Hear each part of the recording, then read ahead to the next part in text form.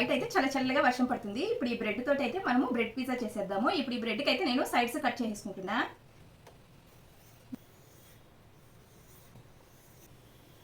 బ్రెడ్కి అయితే ఇలా sides cut చేసుకున్నాను. ఈ బ్రెడ్ పైన పెట్టుకోవడానికి అయితే ఇంగ్రీడియంట్స్ కట్ చేసి అయితే పక్కన పెట్టేసుకున్నా. ఇప్పుడైతే ఈ ప్లేట్కి కొంచెం బటర్ అప్లై చేసుకుందాం. ఇప్పుడైతే ఈ బ్రెడ్ పీసెస్ని సెట్ చేసుకుందాం.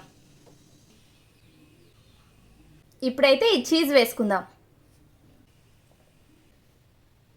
దీనిపైన ఇప్పుడు కొన్ని చిల్లీ ఫ్లేక్స్ వేసుకుందాం.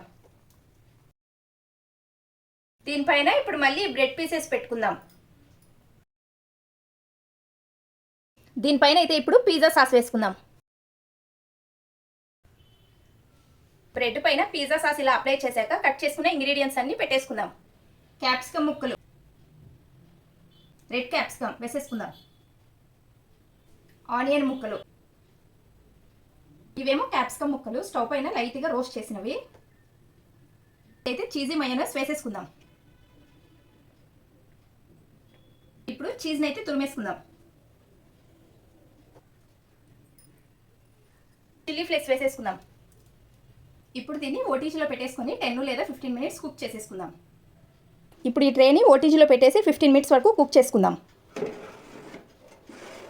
ఇప్పుడైతే టైమింగ్ కూడా కంప్లీట్ అయిపోయింది. పిజ్జా కూడా రెడీ అయిపోయింది. ఇప్పుడైతే బయట తీసేసుకుందాం. పిజ్జా అయితే రెడీ అయిపోయింది. ఇప్పుడు టేస్ట్ చూసి చెప్తా ఎలాగొచ్చింది ఏమన్నది.